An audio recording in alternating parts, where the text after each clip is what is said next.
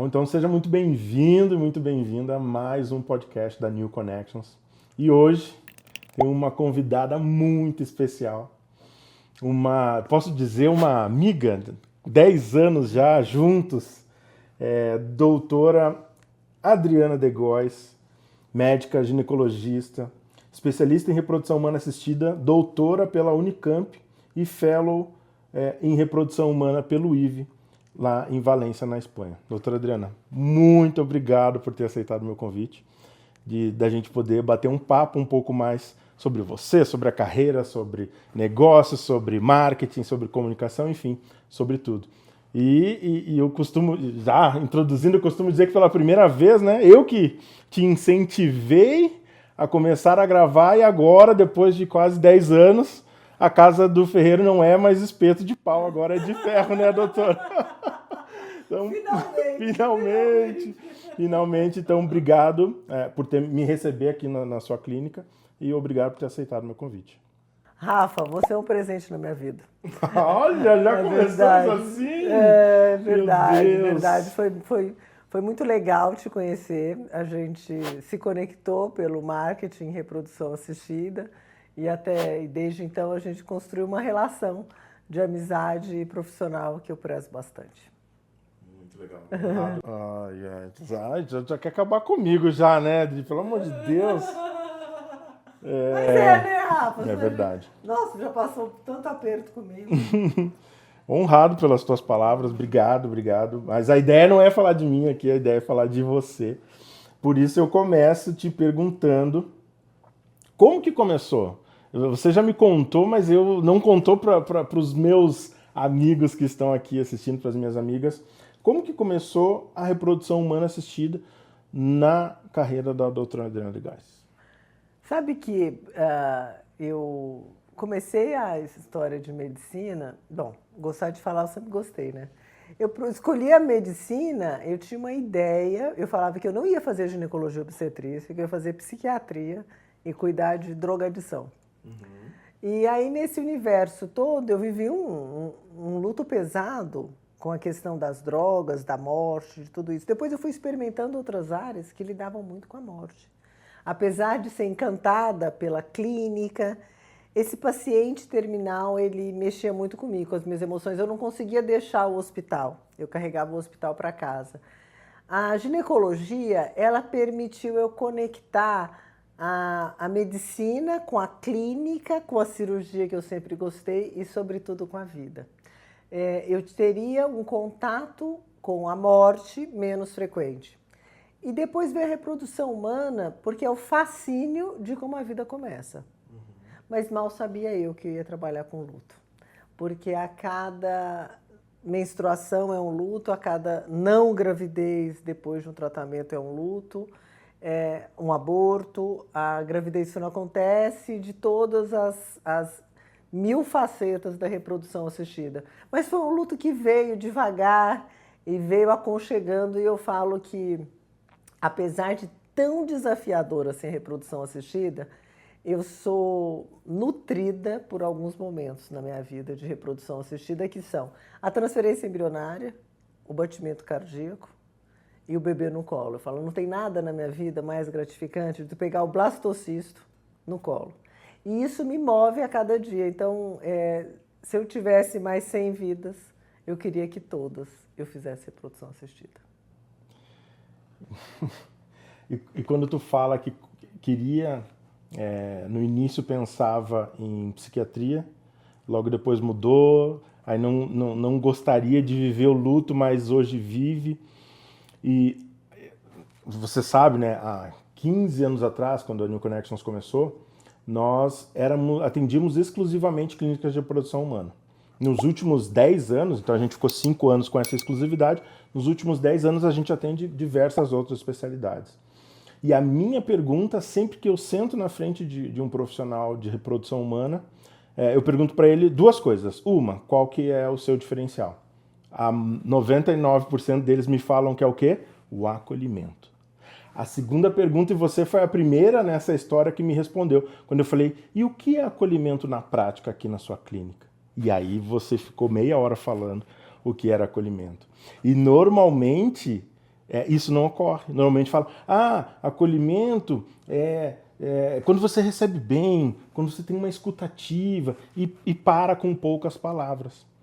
E aí eu falo, e se eu for lá na sua secretária, na concierge, na enfermeira e perguntar para elas o que é acolhimento, elas vão me responder a mesma coisa que você está respondendo. E aí você, como eu falei, me respondeu com quase 1 hora de conversa só falando de acolhimento. Então eu vejo que é latente, é genuíno isso em ti. E aí talvez seja por isso dessa tua vertente de quem sabe um dia, numa outra vida, ser psiquiatra e poder acolher essa mulher que vive esse luto todos os meses, que foi o que tu falou. Mas e sabe que para trabalhar com reprodução assistida, eu fiz terapia para lidar com expectativa e perda. Então eu fiz bastante tempo de terapia na minha vida, e até hoje eu celebro as minhas conquistas com essa minha antiga terapeuta. Ela participa da minha vida até hoje. Isso que eu fiz terapia, né, ainda eu estava na faculdade, eu tenho, né, um tempinho de formado. Então até hoje a gente se conecta e eu falo que eu celebro cada conquista, cada aventura, que seja minha, que seja da minha família, da minha filha, eu comunico para ela. Devo mais essa para você, porque eu sei da construção que a gente fez lá atrás. A base, né? E essa construção me ajuda na reprodução assistida. E eu acho que eu faço muito da psiquiatria, porque eu já lia muito sobre psique feminina. E eu lido com isso. Então eu acho que essa minha vontade de cuidar da saúde mental, eu consigo fazer na reprodução assistida. Porque aqui também a gente faz, lógico que tem a Sherly, que é a psicóloga da equipe, que a gente sempre faz o acompanhamento multiprofissional, mas essa primeira parte de sentir a dor é comigo. Então, eu faço muita da saúde mental na minha primeira consulta. E até, talvez seja por isso a forma como você construiu a sua clínica. Olhando a mulher como um todo, por isso a necessidade dessa equipe multidisciplinar, de ter a concierge, ter a enfermeira obstétrica, ter a pessoa do ultrassom, são muitas pessoas em torno de de uma única persona, um único objetivo ali a ser cuidado, não ser tratado, mas ser cuidado, não é? Então, justifica muito porque é a tua essência, é o teu jeito de ser, é o teu jeito de cuidar e olhar para essa mulher como um todo. E isso é muito legal. Então, você estava me contando da sua decisão em reprodução humana assistida. Mas a doutora Adriana não nasceu doutora, né? Ela é filha, ela é mãe, ela é esposa, ela é companheira. Me fala um pouquinho dos teus pais que já têm essa história na medicina. Me conta um pouquinho de onde que vem essas tuas bases. Como tu falou que a tua psicóloga te deu uma base para você tomar algumas decisões e comemorar junto com ela, acredito que essa base também seja muito importante para ti. Eu tenho um grande exemplo na minha família, que é minha avó materna. Ela foi uma inovadora. Minha avó, ela escreveu jornal e distribuía na cidade aos 16 anos. Ela foi professora de português, se formou advogada e que nunca exerceu isso. Ela sempre trabalhou naquela época. Ela nunca foi dependente do meu avô. Então, eu tinha sempre essa força dessa mulher empreendedora, dessa guerreira. Teve 10 filhos, eu imagino a força dessa mulher e sempre uma pessoa muito sábia, né? Então, a gente tinha esse modelo da independência, da soberania, que era a minha avó. E a minha mãe não é diferente disso. E meus pais sempre nos deu muita educação, no sentido, lógico, de ter valores, que isso é essencial, mas também de construir uma formação profissional diferenciada. Eu tive o privilégio de ter 2 pais, minha mãe geriatra, meu pai cirurgião do aparelho digestivo, e eles tinham um hospital no interior de Goiás, e a minha vivência no hospital sempre foi uma delícia. né? Porque eu batia na porta do centro cirúrgico para perguntar se eu ia para casa da amiguinha, era uma cidade pequena. Eu almoçava e jantava no hospital e não achava aquilo um sacrifício, porque eu era muito bem tratado. Então, eu nasci vendo o hospital como um ambiente muito acolhedor. Então, eu nunca tive medo de entrar no hospital, né? Aquele cheiro, antes tinha um cheiro forte de cloroformo no centro cirúrgico, e era aquele cheiro que eu vinha, porque minha mãe, antes de fazer geriatria, ela fez anestesia por um ano, depois ela fez por alguns anos, e depois ela fez geriatria. Então, eu lembro, meu pai operava, minha mãe anestesiava, e eu batia na porta do centro cirúrgico. E era super tranquilo, a gente ia de bicicleta para o hospital. O hospital sempre foi um ambiente assim aconchegante para mim. Era uma extensão da minha casa e hoje ainda é. A minha clínica é a extensão da minha casa, o laboratório que eu frequento é uma extensão. Eu procuro enraizar em tudo quanto é lugar que eu vou. Eu acabo conseguindo. Então, com essa história, eu tenho uma irmã que fez medicina também, só que eles ficaram em Goiânia e eu resolvi fazer minha vida aqui em São Paulo, o que foi um grande desafio, mas sou muito grata por ter construído a minha história por aqui. Porque São Paulo é uma terra, eu falo, gente, não tem gente burra assim não, numa cidade cheia dessa só pode ser interessante. Então, a história da medicina veio dessa forma aconchegante, é claro que o exemplo dos meus pais influenciou muito, mas apesar de todos acharem, a minha mãe tentou me desviar da medicina. Ela queria que eu fizesse odontologia ou direito, ela fez eu conversar com os meus tios, que eram... Eu tenho bastante jornalista e advogado na família. E ela falou, mas você gosta de falar, então vai fazer vara da família. E as pessoas vão divorciar, você vai tentar conectar. Mal sabia, né? Hoje você está formando as famílias, né? E eu falei, mãe, eu não gosto de papel. Eu gosto de cuidar de pessoas. E eu não vou mudar. E ela não queria que eu fosse seguindo. Eu falei, não, Eu tinha um exemplo maravilhoso, tenho, né, meus pais, mas eu tinha uma história com o ser humano, então até minha filha fala que quer fazer medicina, eu falei assim, olha, é a profissão mais completa do mundo, mas eu só preciso de uma coisa essencial, você precisa gostar de cuidar do ser humano. Daí nas formas, qual especialidade, qual história...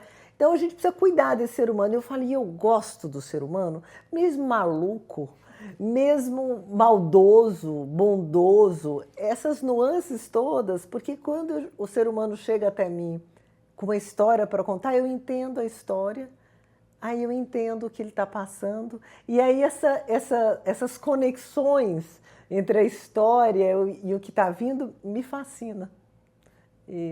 Então, eu acho que a medicina também é um presente na minha vida, é a minha missão.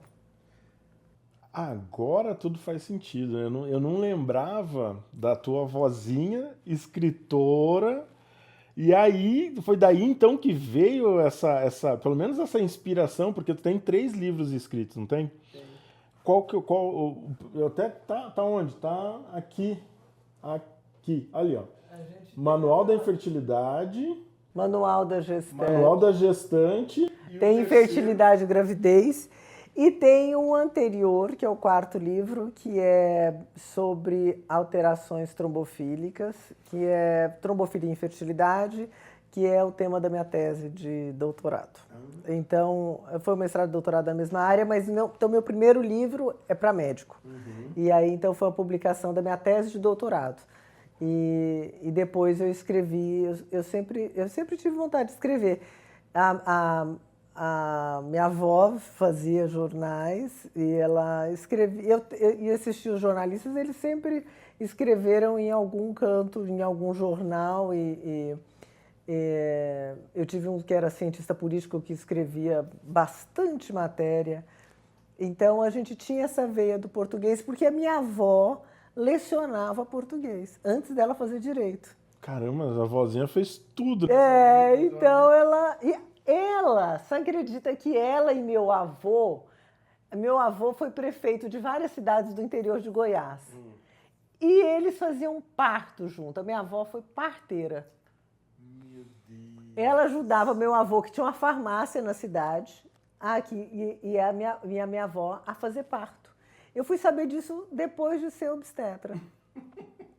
Então eu falei assim, olha lá a sementinha plantada dessa coisa toda. Então, meu avô foi prefeito, político, mas ele tinha a farmácia da cidade. Então a gente tinha esse viés com a saúde, né? E a minha avó escrevia jornais, ela tem esse exemplar desse jornal da cidade, de Pedro Afonso, Goiás. Eu queria muito um exemplar disso, ele tá na parede do apartamento da minha avó, falecida, mas o apartamento ainda está lá intacto, e de duas tias minhas. Então está lá nessa parede, eu tenho uma paixão, mas não só eu, mas com uma família inteira. Então, sempre teve gente escrevendo e eu tinha vontade, eu sempre gostei de ler. Sabe que quando eu era adolescente, eu li um livro sobre a Maria Adelina de Carvalho, que falava sobre a vida de mendigo de rua. E ela se fez de mendigo, de morador de rua, e escreveu um livro a respeito disso. Eu falei assim, mãe, então eu vou escrever sobre cigano, tem um monte de cigano aqui, mas não queria morar naquela vida de cigano, não. Acabei não escrevendo. Aí, quando eu fiquei grávida, eu queria escrever sobre a gravidez, sobre um olhar assim, da mãe, e não da médica. Mas começou a ficar tão piegas, eu estava tão emocionada. Aí não deu certo. Até que, finalmente, veio a tese, de lá para cá. Foi depois da tese que eu tenho esses outros 3 livros. Muito, muito legal. E outra questão, e aí chegando aqui em São Paulo, como que foi? Porque eu te conheci há 10 anos atrás, você estava num outro, não era uma clínica, era um consultório, onde você tinha outros sócios, e agora a gente está aqui nessa clínica maravilhosa no coração da Vila Olímpia. Então, alguma coisa aconteceu, mas um pouquinho antes disso, como que foi essa chegada à medicina e o teu estabelecimento aqui em São Paulo? Na verdade, esses sócios aí que eu tinha antes, que continuam sendo meus amigos, um deles foi meu professor do mestrado e do doutorado. Então, a partir dessa conexão acadêmica, eu acabei entrando nessa sociedade, né? E quando eu cheguei aqui em São Paulo, eu fui estudar reprodução humana, vídeo, e aí eu me conectei já com vários profissionais e fui conhecendo um pouco mais, e aí eu comecei a ter os meus primeiros trabalhos como residente, e me apresentando como residente, meus professores foram me indicando para outros lugares. Depois, com essa atividade acadêmica, eu acabei me tornando sócia do meu professor. E essa sociedade durou mais de 15 anos. Até que eu queria crescer de uma forma mais direcionada para a reprodução assistida e com uma jornada diferente de acolhimento para meus pacientes. E na clínica não cabia tudo. Então, eu resolvi trilhar esse caminho. Você falou, né, uma palavra, eu anotei aqui, indicação, né? É muito... A medicina, ela é muito... Eu não posso dizer... Ela é muito exigente, porque ela te dá uma profissão, mas você acaba tendo que se tornar um empresário, um empreendedor e saber de muitas coisas. E o que não se sabe quando se sai da medicina é a comunicação, marketing, vendas, gestão, finanças, você não sabe de nada, né? E você depende basicamente do quê? De indicação.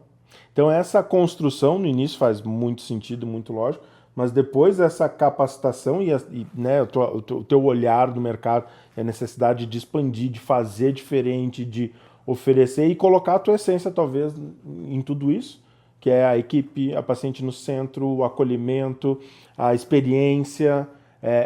Quando você fala da extensão de tudo, é do seu consultório, a extensão do laboratório, a extensão do hospital, o hospital é a extensão do seu consultório, o laboratório é a extensão do seu consultório.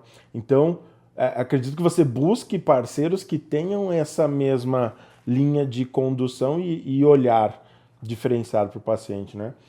E a indicação, ela também começa nesse sentido, porque você só recebe a indicação de quem confia em você e você só indica para quem você confia. Como que foi esse início?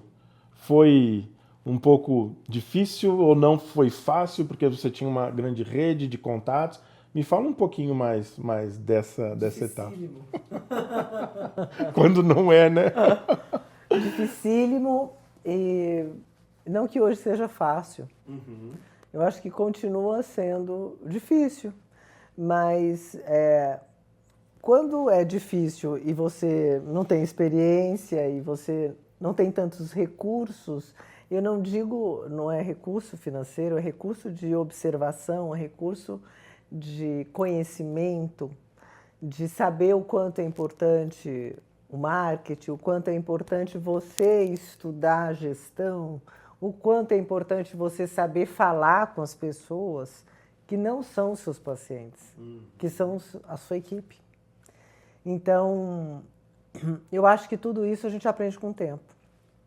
Eu aprendi na lida, né? É claro que tendo consultoria, fazendo 1000 cursos para aprender um pouco de tudo isso, né? Eu acho que faz falta na formação do profissional. Eu acho que a gente devia ter na faculdade algumas noções, não só do marketing, como da gestão financeira e também um pouco do direito. A gente só tem o direito médico, né? Mas a gente precisa saber da legislação do nosso país para ver o que é permitido ou não. Não é só do direito em relação ao CFM, né, o Conselho Federal de Medicina. Eu preciso saber dos direitos trabalhistas. Eu preciso saber de direito do consumidor. Então, isso é para a vida. Então, eu acho que em toda faculdade devia ter isso. Para a gente prosperar, a gente precisa, não é só ganhar, é saber como gerenciar esse ganho. E saber como você vai se expor, em que lugar que você vai ocupar, né? E isso eu aprendi às duras penas, né? Então, é diferente hoje para um profissional mais jovem, eu acho que ele deveria ter, já assim que forma, ele já tem que procurar esse curso. Ele não tem que demorar tanto para fazer isso, porque enquanto a gente demora, a gente erra. E é verdade que a gente aprende muito com os nossos erros, né? Mas também não precisa tanto. A gente podia amenizar, né? Porque se você tiver o conhecimento, você consegue lidar melhor com as situações. Você não precisa de tantas perdas. Você pode ter as perdas, os ganhos, eles sempre vão existir. Mas eu recomendo que isso seja feito mais brevemente. Mas imagine se não existia nada na época que eu me formei. E o modelo de educação é o mesmo há 50, 100 anos. E difícil de ver aí num curto espaço de tempo uma mudança que prepare, seja o médico, o advogado, o publicitário, o jornalista, nessa questão mais ampla, né? Que é uma necessidade. E você tocou num ponto, então a gente sai da sua sociedade, vem para uma clínica nova, monta uma equipe multidisciplinar, começa essa jornada empreendedora de forma mais estruturada, mais profissional. Mas eu também vou lembrar de uma Adriana que, quando ligava a câmera, ficava com o olho meio arregalado, que não queria falar muito, que tinha vergonha. Como que foi? Eu quero deixar registrado aqui quem foi a grande incentivadora para que você, depois de eu falar muito, doutora Adriana, a gente precisa de material, a gente precisa de conteúdo, a gente precisa, mas quem que foi que te incentivou e te tirou assim, ó, vamos fazer acontecer? Quem foi? A Sofia. A minha filha foi minha grande... a diretora de arte. A diretora de roteiro, câmera, iluminação. É porque, sabe, num primeiro momento, como eu nunca fui tímida, tipo assim, para dar aula, para apresentar trabalho, então eu sempre, durante a minha formação, desde lá do ginásio, eu não, por incrível que pareça, eu falo mais do que tudo hoje, mas eu já fui uma pessoa mais tímida. Depois da adolescência, eu acho que eu não sou mais tímida, mas no sentido de apresentar um trabalho, então toda vez que tinha eu era coordenadora da sala, Que era a porta-voz, representante. falar. Eu não tinha essa timidez para isso, não. E para apresentar trabalho, então sempre eu estava lá apresentando. Mas quando liga a câmera, eu me sentia ridícula nesse papel. Eu falei, mas eu não sou atriz, eu não sou jornalista, por que eu preciso disso?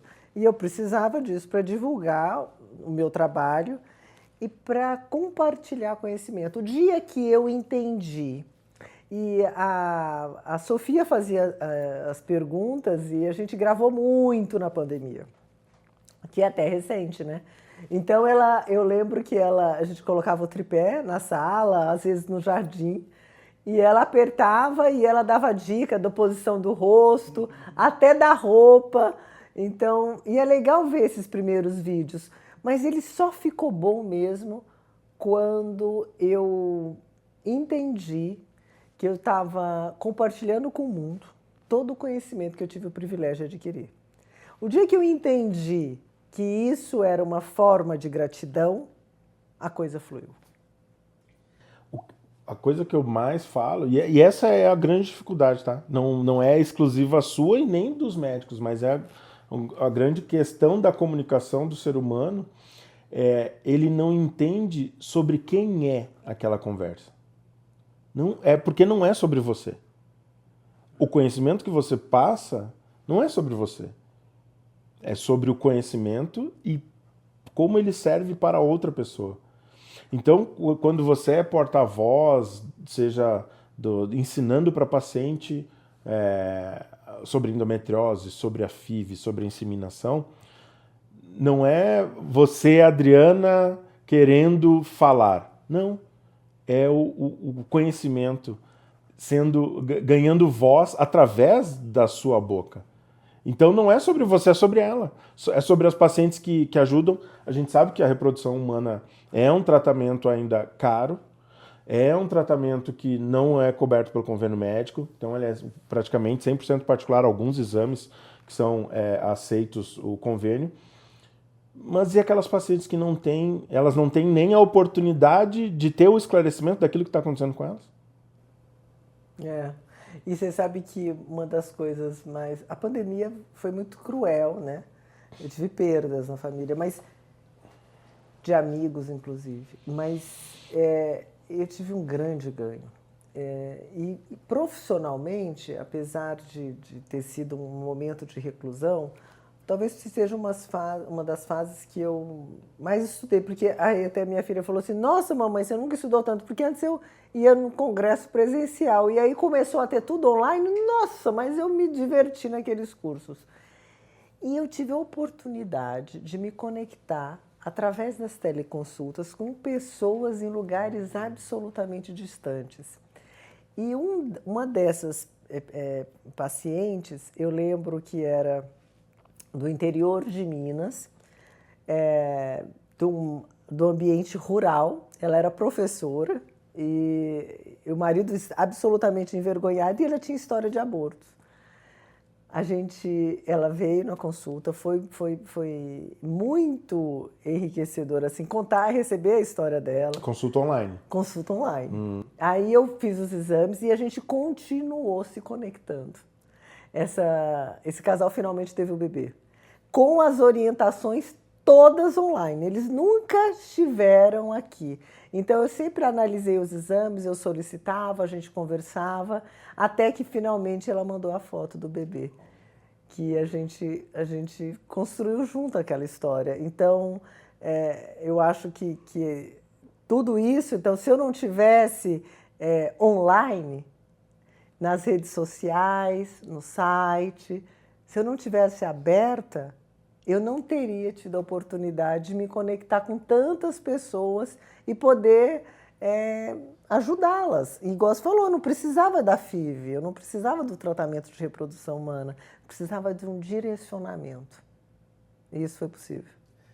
E o mais interessante disso é o que você está falando de encontrabilidade, né? Você se tornou encontrável, pôde levar a informação a quem precisava, e se a gente for pensar pelo lado do paciente, talvez no interior do interior, não sei, do Amazonas, do Macapá, aonde que esse cara ia encontrar uma professora, doutora, com fellow, experiência internacional, entendeu o alcance que a comunicação permitiu para você, por atendê-la, mas para ela chegar até você e ter um tratamento de ponta nesse sentido. Porque senão ela estaria restrita a uma região geográfica específica e se contentar com os profissionais que lá estão. E que a gente sabe o tamanho do Brasil, continental da maneira que é, a dificuldade que esse profissional tem de vir para São Paulo fazer curso, ir para o Rio de Janeiro fazer curso, ir para BH. Muitas vezes, se ele sai da cidade dele, não tem ninguém para atender as pessoas daquela cidade. Então, muitas vezes, ele está preso ali num ciclo onde muitas vezes não consegue sair. Não consegue muitas vezes se atualizar. Agora é outra situação, tem um online e tudo acontece, né? Essa atualização acontece no online. Só que naquela época, essa virada de chave que você teve te permitiu chegar muito mais longe, mas permitiu também que essas pessoas conseguissem ter um profissional diferenciado atendendo elas, né? E aí eu pensando aqui, quando a gente fala do papel da comunicação, né? Não necessariamente é somente você ser encontrável, não necessariamente é fazer com que você tenha mais ciclos, mais pacientes, mas sim serve para que a indicação que você tinha lá no início seja ratificada. Porque, querendo ou não, essa paciente, antes de estar aqui no seu consultório, ela passou pelas suas mídias digitais, pelo seu site, te viu, te conheceu, ela sabe? Valida. Essa validação, né? Então, essa comunicação ela não serve somente para atrair e influenciar, mas serve para validar. Porque o boca a boca ainda continua. E ainda é o canal mais forte. Porque ele vem com um endosso de alguém que já passou e já teve resultado, ou o endosso de um profissional médico que fala assim, olha, eu indico a doutora Adriana, tá aqui, fala com ela. Só que antigamente, há 20, 30 anos atrás, era o quê? Ligava, não, quero marcar uma consulta. Hoje, o que ela faz? Varre a sua vida nas redes sociais, entende como que é o seu consultório, o seu dia a dia, como que você fala, a sua voz, tem um conforto cognitivo nela ali, uma segurança a mais, além da indicação, e aí ela realmente vai e marca a consulta. Então, quando a gente amplia, né, o papel da comunicação, chegar mais longe, fazer com que as pessoas cheguem e ter essa ratificação online é muito importante. E vou te dizer que ainda você entendeu e virou a chave, mas uma grande maioria de médicos eles ainda não conseguem entender esse papel da comunicação na vida dele como profissional e na vida do paciente que ele vai estar ajudando. É uma oportunidade das pessoas se identificarem, né? Porque vai ter a oportunidade de conhecer vários profissionais em várias áreas e é preciso você ter uma troca para você se conectar e para você se sentir seguro nesse processo. Uhum. Muito bem, então já passamos pela Adriana, comunicadora, com a consultoria da Sofia, e uma ressalva, na época a Sofia tinha quantos anos? Nossa! Pré-adolescente, na verdade, a Sofia 10, hoje... 12 anos, né? Eu lembro 12 dela. 12 anos, 11, 12 anos. Pitoquinha. E a gente, né, lembra disso porque a minha filha também chama Sofia, né? Então tem toda essa magia por trás. A Sofia, a comunicadora. Futura neurocirurgiã. Não sei ainda. Eu estou profetizando. Futura neurocirurgiã. Muito bom, muito bom. Um beijo para Sofia. Saudade. Doutora Adriana, então saindo, dando um salto, chegamos no dia de hoje. E aí agora eu quero que você me fale. Qual foi a ideia de você montar essa clínica multidisciplinar e colocando a paciente no centro de todas as decisões? que eu pude acompanhar e viver, mas eu quero ouvir de você como que foi essa jornada. Na verdade, foi um sonho, né, que se realizou. E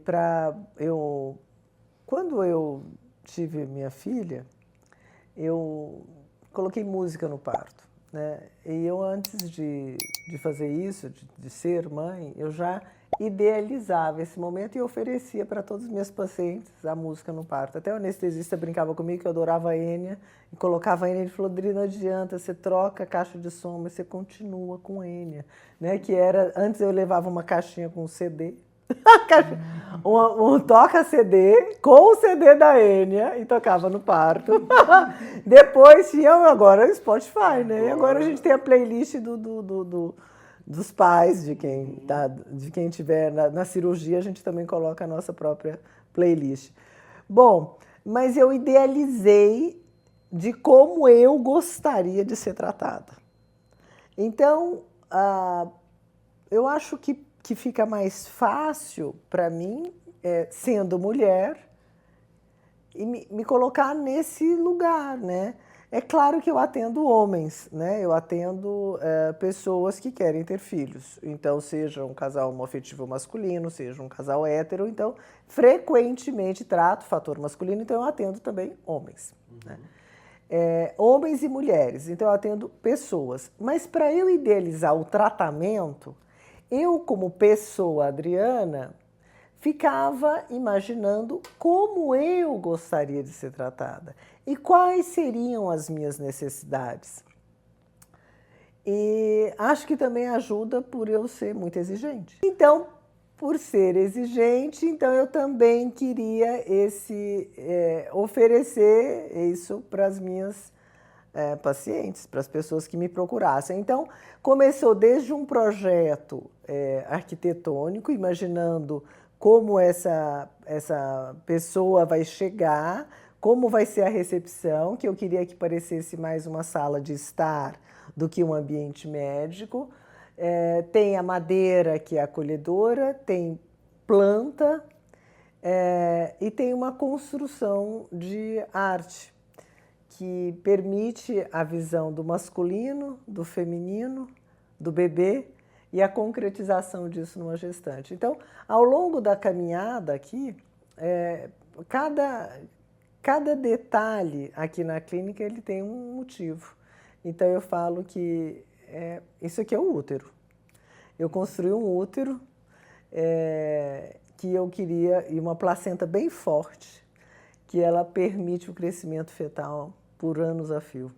E para fazer parte dessa equipe, são todas pessoas também, eu diria que uterinas. Então, independente do sexo, de pessoas que trabalham comigo, tem na equipe tanto homens e mulheres, mas que se identificam com esse cuidado, com esse olhar para o ser humano, e a gente se complementa, né? Eu acho aqui um ambiente super leve, suave, a gente trata tudo com bom humor, mesmo na dificuldade, e o negativo acontece, mas tem um positivo também que nos inspira, muita gente forte, muita gente construindo história, e a nossa equipe também é muito forte.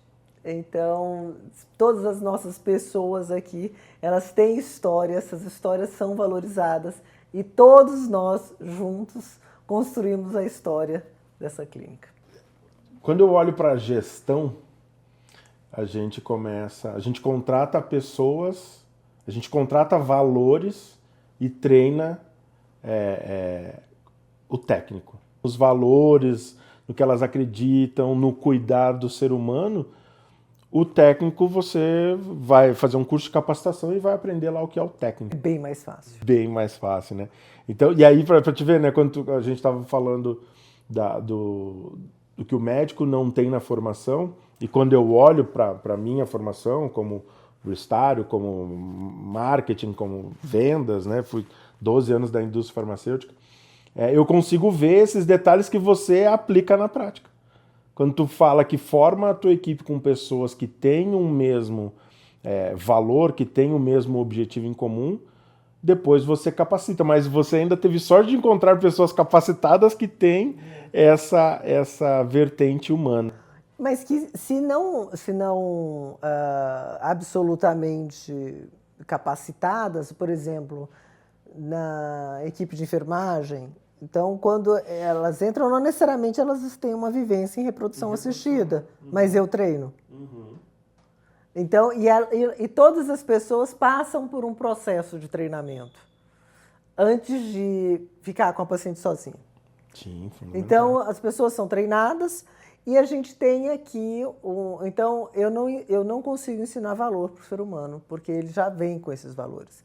Mas a gente consegue fazer um treinamento semanal aqui na clínica. A gente tem reunião de alinhamento e tem treinamento de conteúdos diversos, de todos os assuntos que a gente cuida, né, dos pacientes na área da saúde. Então, vários profissionais, vêm vários convidados, vêm dar aulas para a gente formar essa parte técnica. Inclusive, a nossa está agendada.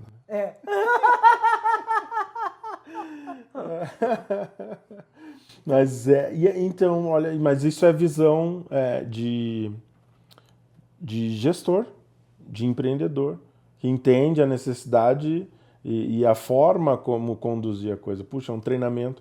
Né? Você estudou muito e estuda muito e vai continuar estudando a vida inteira. Se preparando, independente da área. E tu consegue estender isso para os teus colaboradores, que isso é muito legal. E a gente não vê em todos os lugares, porque acho que coloca as pessoas dentro das caixinhas, dos papéis delas, mas porque não tem essa visão do todo. Porque se colocasse a paciente no centro e entendesse a importância que todos têm nesse processo, gostaria de dar o treinamento de comunicação para todo mundo. Gostaria de dar o treinamento de acolhimento para todo mundo. Gostaria de dar um treinamento que a psicóloga viesse falar sobre luto. Que alguém especialista em dor viesse tentar passar... Olha, você sabe o que é uma dor pélvica, o que é uma dor endometriose, o que é uma pessoa que tem um nervo com hipersensibilidade, a pessoa está irritada, a pessoa está... E aí, volto ao início, aonde o cuidar de pessoas é muito legítimo em ti, porque tu consegue expressar isso na prática. Então isso é muito legal e não fica um discurso vazio. Né? Quando você tem ali a sua caixinha de recados do coração que as suas pacientes deixam, que inclusive está quase transbordando, já tem que trocar e deixar espaço para mais, é porque é uma gratidão genuína de algo genuíno que tu também faz. E isso é muito legal. Por isso, agora é a minha vez, né? Por isso o meu orgulho de trabalhar contigo durante aí 10 anos, quase 10 anos. Então, e é a minha vez de agradecer. Obrigado, viu? Obrigado Tamo juntos. Por todo o tempo. Obrigado por tudo. Muito legal, muito legal. Diferente. Então, depois desse reconhecimento recíproco e verdadeiro, né, doutora?